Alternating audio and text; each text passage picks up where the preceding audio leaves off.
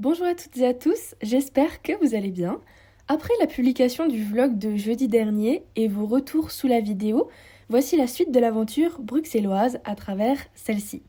C'est l'occasion pour moi de corriger une petite erreur que j'avais fait dans la vidéo, dans laquelle je parlais de la Gay Pride et non pas de la Pride, chose qui est fausse, et donc merci de m'avoir corrigé. J'ai fait le nécessaire sur la miniature et le titre, mais malheureusement je ne peux pas corriger ma voix off. C'est l'occasion pour moi de vous partager dans cette vidéo-ci des bonnes adresses et lieux à visiter. Je débute donc la journée en me préparant et voici ma tenue du jour. Tenue très minimaliste, très simple, un t-shirt blanc et un jeans. Pour bien débuter la journée, nous avons choisi d'aller dans un café qui s'appelle Le Pain Quotidien. Donc c'est une chaîne de café et boulangerie en Europe. Et nous avons dégoté une petite place en terrasse au soleil. Donc c'était super pour prendre le petit déjeuner. Ils avaient pas mal de choix à des prix assez raisonnables. On est passé devant par hasard et en fait il s'avère que c'était une bonne adresse. Donc je vous la partage. On a choisi de prendre un café au lait, un café noir, un cookie au chocolat et une petite pastéis ou pastel de nata, donc spécialité portugaise. Et l'objectif d'aujourd'hui, une fois que le ventre était bien plein, c'était d'aller faire du shopping de seconde main, ou tout du moins de visiter un petit peu le quartier Marolles. Donc c'est le quartier emblématique de Bruxelles pour faire du shopping de seconde main, puisque c'est dans ce quartier que se tient chaque jour, si je ne me trompe pas, un marché aux puces. Donc sur la place Jeu de Bâle, il y a un énorme marché aux puces, comme vous pouvez le voir, à ciel ouvert. Sur ce marché aux puces, nous avons trouvé des petits bibelots, des bijoux, parfois aussi des tableaux, des œuvres d'art, des éléments de décoration, des bibelots, toutes sortes de choses. Il y en avait pour tous les goûts et à tous les prix.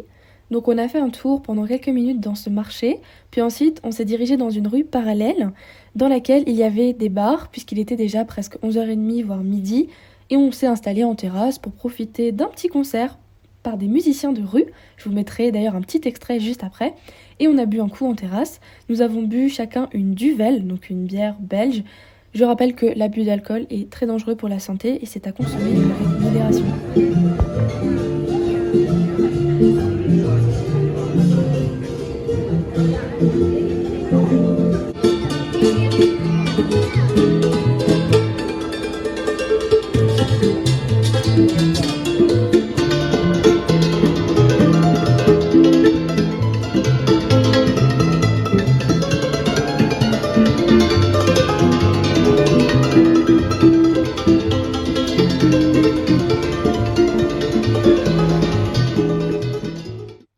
Ensuite, nous avons continué notre quête de shopping de seconde main et de recherche de bonnes adresses de friperie, car je suis quelqu'un qui consomme peu, qui suis minimaliste, mais qui aime quand même faire du shopping de seconde main. Vous le savez car j'ai déjà fait une vidéo vlog shopping sur ma chaîne que je vous remettrai en barre d'infos. La première friperie s'appelait Fox Hall, comme vous pouvez le voir sur le petit néon juste au-dessus. C'est une friperie dans laquelle j'ai essayé un pull. Alors c'était pas du tout la saison, mais je l'ai trouvé hyper confortable, hyper bien, enfin je l'ai juste adoré. Et en fait il s'avère que mon copain me l'a offert pour mon anniversaire, donc j'étais trop contente parce qu'il m'allait bien, il était de bonne qualité et tout ça de seconde main, donc c'est encore mieux. C'était un pull Levi's, ils avaient des marques mais pas que, à des prix franchement abordables. Ça allait de 5 € pour les premières pièces on va dire, jusqu'à après des dizaines d'euros pour les autres. Ensuite, on est passé par une autre petite friperie qui s'appelait Chez Alex. Donc c'est dans la rue Haute, alors que la première était dans la rue des Renards, toujours dans le quartier Marolles. Mais ça, je vous le remettrai en barre d'infos ou à l'écran quand je ferai le montage. Ensuite, on était dans un magasin vintage. Je ne sais pas si tout était de seconde main, mais il s'appelait Vintage 70, toujours dans la rue Haute. Et vous voyez, il y avait des poteries, il y avait également au début des vinyles, beaucoup de décorations. Alors il y en avait également pour tous les goûts. Je pense qu'il y a une grande partie qui était de seconde main, mais certains éléments me paraissaient quand même très neufs.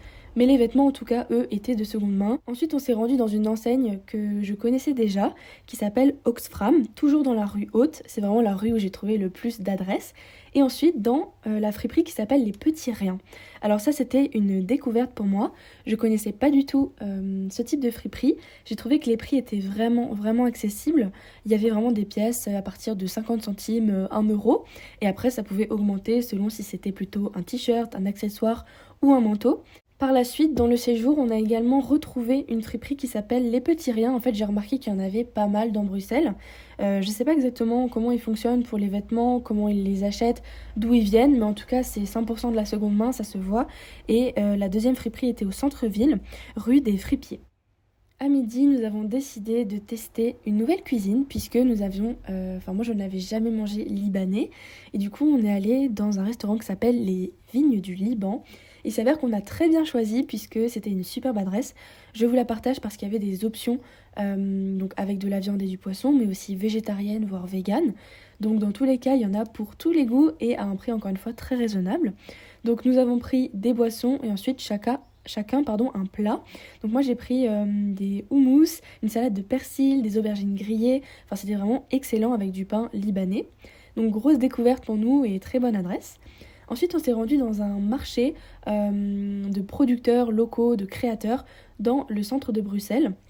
Et on y a trouvé donc différentes petites inspirations et pourquoi pas idées cadeaux. Ensuite, on est rentré à l'appart parce que notre matinée slash après-midi shopping nous a épuisés. On s'est un peu reposé et ensuite on est reparti à la découverte de la ville parce qu'on est quand même là pour découvrir et en prendre plein les yeux. Donc on est allé un petit peu en dehors du centre. D'abord on a traversé donc du logement jusqu'à la sortie entre guillemets du centre-ville pour aller vraiment au bord du centre et profiter donc d'une petite balade le long de l'eau. Et on a croisé donc des bâtiments très intéressants. On n'a pas eu le temps de tout visiter puisqu'on était là que pour 3-4 jours. Mais on a fait une petite balade, il faisait très beau donc c'était hyper agréable. Arrive déjà l'heure du goûter slash de l'apéro. Et donc on a décidé de prendre des frites. C'est quand même assez emblématique de Bruxelles et de la Belgique. Donc on a voulu goûter les frites bruxelloises. Elles étaient très bonnes. Et ensuite, on a encore une fois été boire un coup. Là je me rends compte qu'on a pas mal bu cette journée. Mais encore une fois... l'alcool est à consommer avec modération. J'en fais pas du tout la promotion, mais ça fait partie du folklore et de la gastronomie, si je peux dire, de Bruxelles. Et donc, c'était au Delirium, qui est une adresse assez connue quand même de la ville. Ensuite, on est passé devant le bar, enfin l'un des bars les plus anciens de Bruxelles, qui s'appelle À la mort subite. Et je trouvais la façade trop belle. D'ailleurs, je vous ai reposté sur Instagram quelques photos de notre périple et cette façade en faisait partie. Ensuite, on est repassé par les Galeries Royales Saint-Hubert qu'on avait déjà visitées, puis par la rue commerciale tout simplement de Bruxelles. Là, j'avoue qu'on n'a pas vraiment fait d'achat puisque c'était plus des marques conventionnelles, des enseignes de fast fashion malheureusement.